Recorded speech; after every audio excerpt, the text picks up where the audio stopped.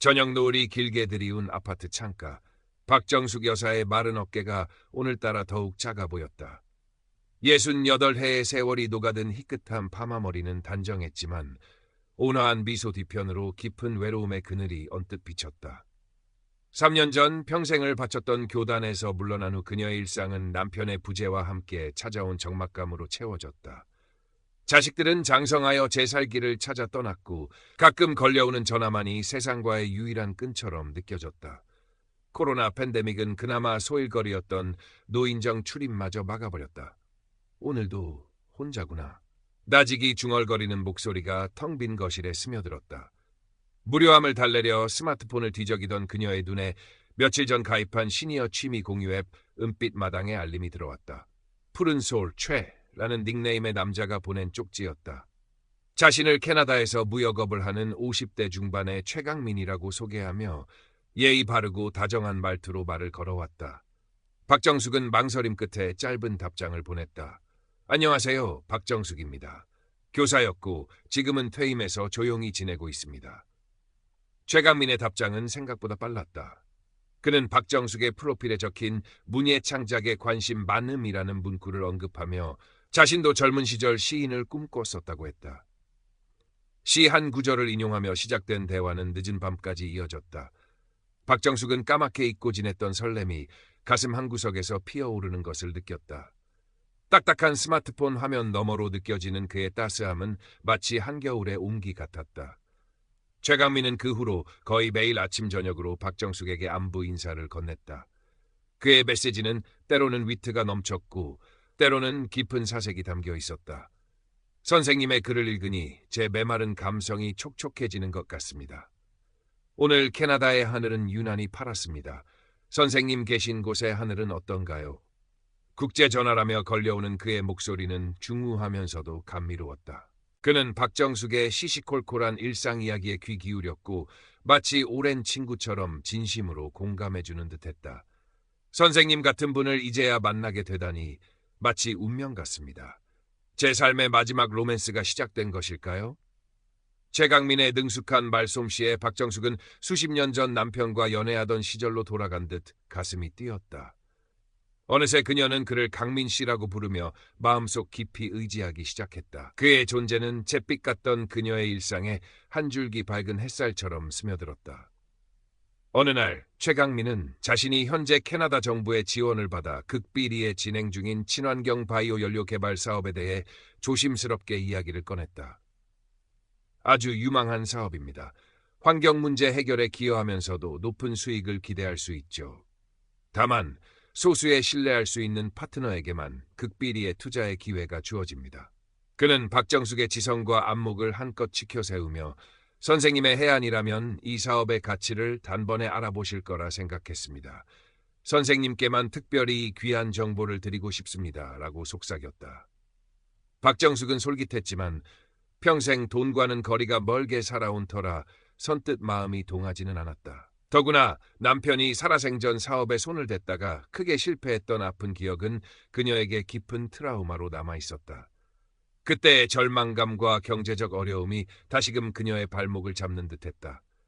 박정숙이 망설이는 기색을 보이자 최강민은 더욱 집요하고 교묘하게 그녀를 설득했다. 선생님, 물론 조심스러우시겠지요. 하지만 이 사업은 제가 모든 것을 걸고 추진하는 일입니다. 선생님의 노후를 편안하고 풍요롭게 만들어드릴 수 있는 절호의 기회이기도 하고요. 그는 감성에 호소하다가도 때로는 냉철한 사업가처럼 전문 용어를 섞어가며 사업의 전망을 설명했다. 일단 소액으로 경험해 보시는 건 어떻습니까?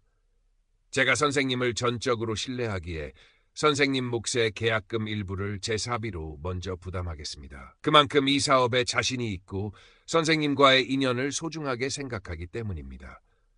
그의 자신감 넘치는 태도와 나를 믿는다는 말, 그리고 자신을 위해 사비를 쓰겠다는 그의 성의에 박정숙의 마음은 걷잡을 수 없이 흔들렸다. 이 나이에 무슨... 하지만 이 사람이라면 어쩌면 그녀는 밤새 뒤척이며 고민했다. 외로움을 달래주고 자신의 가치를 알아주는 유일한 사람. 그가 제시하는 달콤한 미래는 거부하기 힘든 유혹이었다. 결국 그녀는 수십 년간 쌈짓돈처럼 모아두었던 비상금 500만 원을 최강민이 알려준 낯선 이름의 계좌로 송금했다. 스마트폰 화면 위로 송금 버튼을 누르는 그녀의 손가락이 가늘게 떨렸다. 한 달 뒤 최강민은 약속대로 1차 시범 사업 수익금입니다. 정확히 70만 원 약속대로 입금해드렸습니다.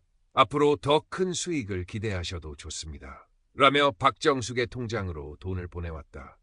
실제로 통장에 찍힌 수익금이라는 글자와 숫자를 확인한 박정숙은 그동안 마음 한구석에 불안하게 자리 잡고 있던 마지막 의심마저 눈 녹듯 사라지는 것을 느꼈다. 최강민은 역시 믿을 만한 사람이었다. 그는 단순한 말뿐인 사람이 아니었다. 그녀의 선택이 옳았다는 안도감과 함께 더 큰 미래에 대한 기대감이 부풀어 올랐다. 그 후 최강민의 투자 제안은 더욱 대담하고 구체적으로 변했다. 본 사업이 드디어 본격적인 확장 단계에 들어섰습니다. 캐나다 정부의 추가 지원도 확정되었고요.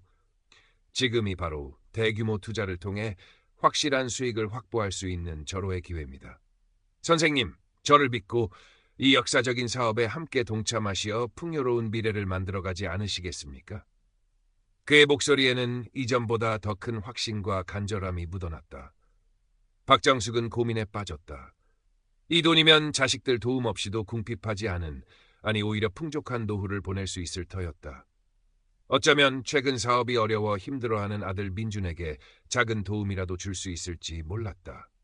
그녀는 자식들 몰래 수십 년 부어온 정기예금을 해지했다. 은행 창구 직원이 걱정스러운 눈빛으로 만류했지만 그녀는 단호했다. 그것도 모자라 최강민의 사업 규모가 커질수록 담보 가치가 높은 투자자의 발언권이 세진다는 말에 혼자 사는 아파트를 담보로 대출까지 알아보는 자신을 발견하고는 흠칫 놀랐다. 하지만 이미 마음은 최강민이 화려하게 그려놓은 달콤한 미래의 청사진에 가 있었다. 이것이 내 인생의 마지막 기회일지도 몰라. 아들 민준세 IT의 팀장은 어머니의 변화를 가장 먼저 그리고 가장 심각하게 감지했다.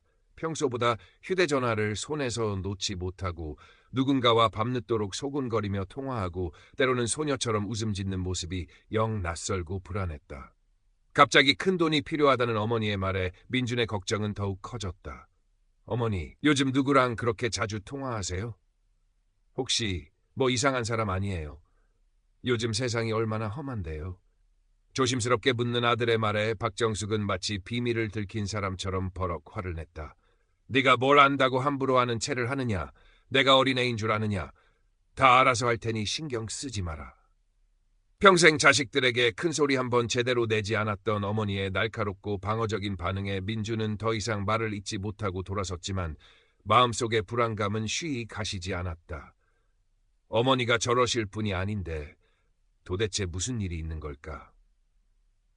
그는 아내에게 어머니의 이상한 행동에 대해 털어놓으며 깊은 한숨을 내쉬었다. 딸 수연. 역시 전화기 너머로 들려오는 어머니의 평소와 다른 들뜬 목소리와 화사해진 옷차림에서 심상치 않은 변화를 느꼈다. 엄마, 요즘 무슨 좋은 일 있으세요? 목소리가 아주 밝아지셨네. 얼굴도 좋아 보이시고. 수연의 물음에 박정숙은 나이 먹은 사람도 좋은 사람 만나서 새 출발할 수 있는 거 아니겠니? 너희는 그저 엄마가 평생 혼자 외롭게 살기를 바라느냐? 며 오히려 서운함을 내비쳤다. 자식들의 걱정 어린 시선은 그녀에게 자신을 이해하지 못하는 답답한 잔소리로만 들릴 뿐이었다. 최강민과의 비밀스러운 관계가 깊어질수록 박정숙은 자신도 모르게 자식들과의 사이에 보이지 않는 높은 벽을 쌓고 있었다.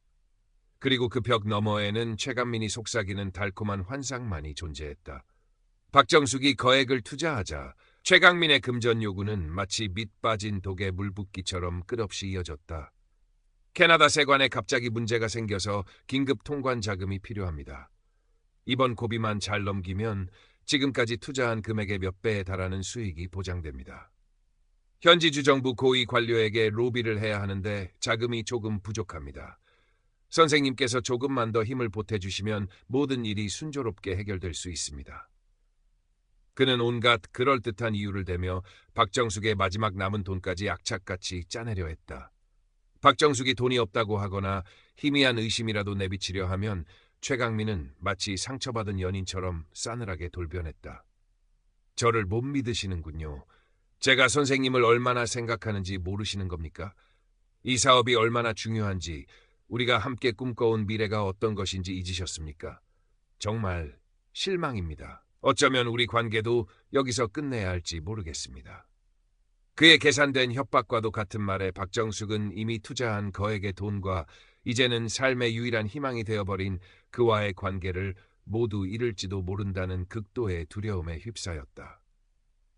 결국 그녀는 친척들에게까지 손을 벌리고 심지어는 자식들 몰래 보험약관 대출까지 받아 무리하게 돈을 구해 최강민에게 송금했다. 그녀의 통장 잔고는 바닥을 드러내고 있었지만 최강민이 약속한 장밋빛 미래에 대한 맹목적인 믿음은 그녀의 눈을 멀게 했다. 박정숙의 불안감이 극에 달해 영상통화를 간곡히 요구하자 최강민은 처음에는 여기는 해외라 인터넷 사정이 몹시 불안정하고 보안 문제도 있어서 영상통화는 어렵습니다. 제 목소리만으로는 부족하신 건가요? 라며 교묘하게 피했다. 하지만 박정숙이 계속해서 불안감을 호소하자 그는 마지못해 그럼 잠깐만 연결해 보겠습니다. 올해는 못합니다. 라며 짧게 영상통화에 응했다. 화면에 나타난 남자는 그가 프로필 사진으로 사용하던 인물과 비슷했지만 어딘지 모르게 어색하고 부자연스러웠다. 화질도 좋지 않았고 목소리와 입모양도 미세하게 맞지 않는 듯했다. 마치 인공지능으로 합성하거나 교묘하게 편집된 영상 같다는 느낌을 지울 수 없었다. 하지만 박정숙은 애써 그런 의심을 지우려 했다. 내가 너무 예민한 거겠지. 이 사람은 나를 속일 리 없어. 그녀는 잠시나마 그의 얼굴을 보았다는 사실에 안도하려 했지만 마음 한구석의 찜찜함과 불안감은 검은 그림자처럼 좀처럼 가시지 않았다. 마치 안개 자욱한 숲길을 홀로 걷는 듯 모든 것이 불확실하고 흐릿하게만 느껴졌다. 그녀는 그저 최강민의 말을 믿고 그의 손을 잡고 이 안개를 헤쳐나가는 수밖에 없다고 스스로를 다독였다. 최강민이 마지막으로 약속했던 최종 투자 수익금 지급 및 사업 성공 기념 파티 초대 날짜가 코앞으로 다가왔다. 박정숙은 마치 사춘기 소녀처럼 설레는 마음으로 달력에 빨갛게 표시된 그날만을 손꼽아 기다렸다. 그 돈이면 모든 빚을 청산하고 자식들 보기에도 떳떳하고 능력 있는 어머니가 될 수 있을 터였다. 어쩌면 캐나다로 가서 최강민과 함께 여생을 보낼 수도 있을 거라는 황홀한 상상에 잠기기 힘기기도 했다. 하지만 약속 당일 그리고 그 다음 날이 되어도 최강민에게서는 아무런 연락이 없었다. 그의 카카오톡 프로필 사진은 갑자기 아무것도 없는 기본 이미지로 바뀌어 있었고 수십 번을 걸어도 전화기는 차갑게 꺼져 있다는 안내 메시지만 흘러나왔다. 그가 알려주었던 이메일 주소는 없는 계정이라는 기계적인 답변만 돌아올 뿐이었다. 박정숙의 심장이 바닥 없는 절망 속으로 쿵 떨어지는 것 같았다. 온몸에 피가 싸늘하게 식는 느낌이었다. 며칠을 뜬 눈으로 밤을 새우며 시금전폐한 박정숙의 몰골은 말이 아니었다. 며느리가 몇 번이나 전화를 걸었지만 받지 않는 것을 이상하게 여긴 민준이 불안한 마음에 급하게 어머니의 집을 찾았을 때 그녀는 넋 나간 사람처럼 소파에 힘없이 쓰러져 있었다. 헝클어진 머리, 겨한 눈, 초점 없는 시선. 민주는 순간 숨이 멎는 듯했다. 그는 본능적으로 집안을 둘러보았다. 그리고 책상 위에 어지럽게 흩어져 있는 정체불명의 해외 투자 계약서와 여러 차례에 걸쳐 상상조차 할 수 없는 거액이 송금된 은행 거래 명세서 뭉치를 발견하고는 피가 거꾸로 솟구치는 것을 느꼈다. 어머니가 평생 교직에 몸담아 알뜰살뜰 모은 돈, 그리고 얼마 되지 않는 퇴직금까지 모든 것이 허공으로 사라져버린 것이었다. 민주는 떨리는 목소리로 수연에게 전화를 걸었다. 수연아, 아무래도 어머니 정말 큰일 난 것 같다. 당장 와봐야겠다. 소식을 듣고 한달음에 달려온 수연과 민준 앞에서 박정숙은 결국 참았던 울음을 터뜨리며 무너져 내렸다. 내가 귀신의 택계지. 어떻게 이런 일이. 내 평생 모은 돈인데 이걸 어쩌면 좋으냐. 민준아, 수연아, 엄마가 미안하다. 그녀의 울음소리가 텅 빈 아파트를 절망으로 가득 메웠다.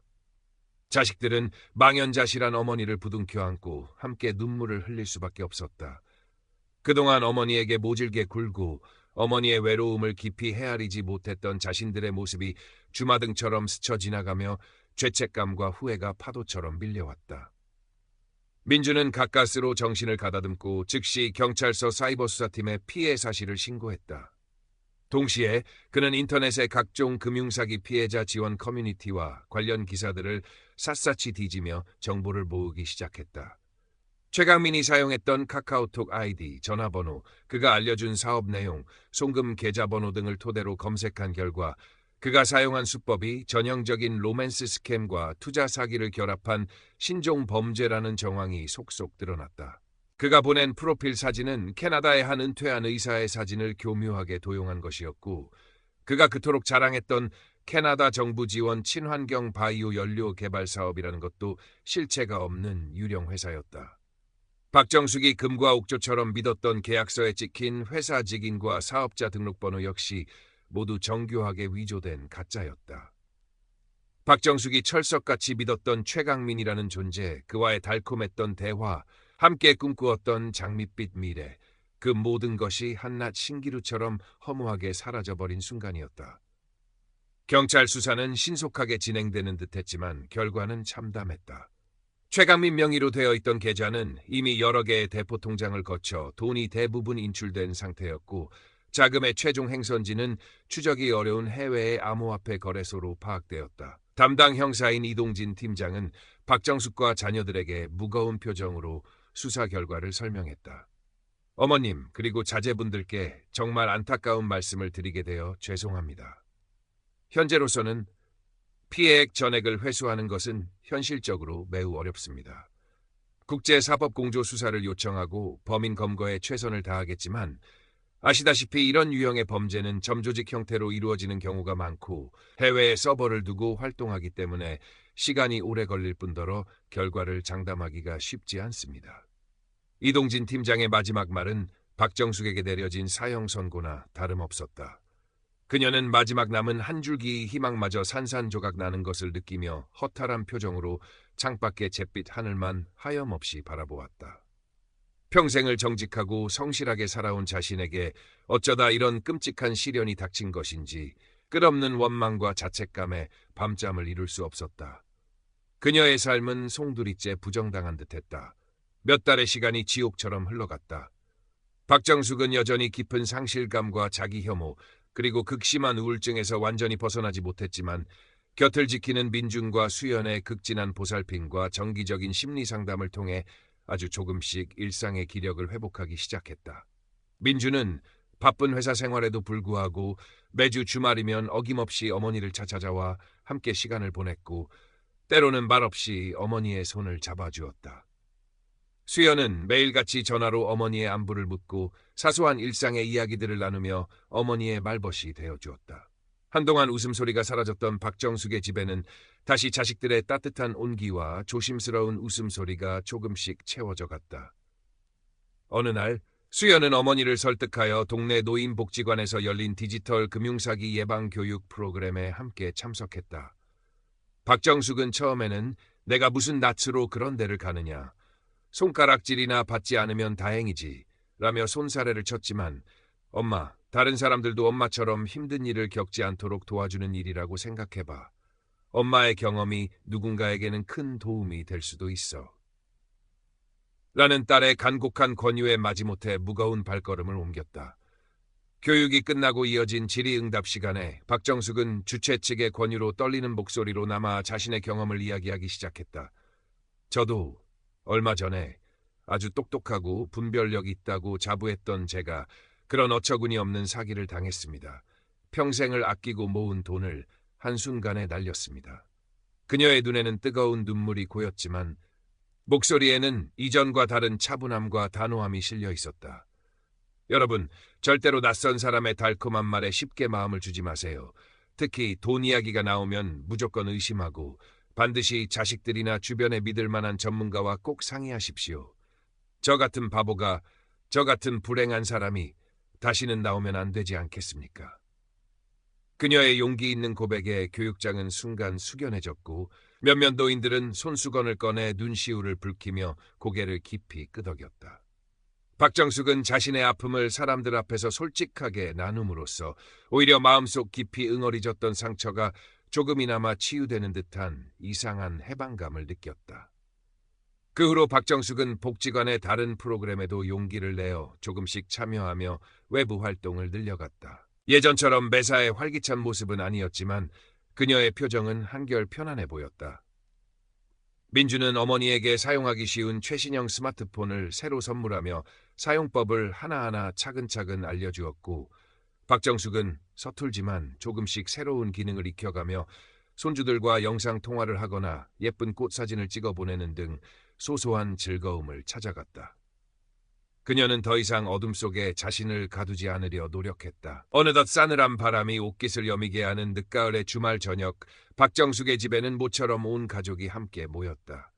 민준의 아내와 아이들, 수연의 남편과 아이들까지 북적이는 집안은 구수한 된장찌개 냄새와 아이들의 명랑한 웃음소리로 가득했다.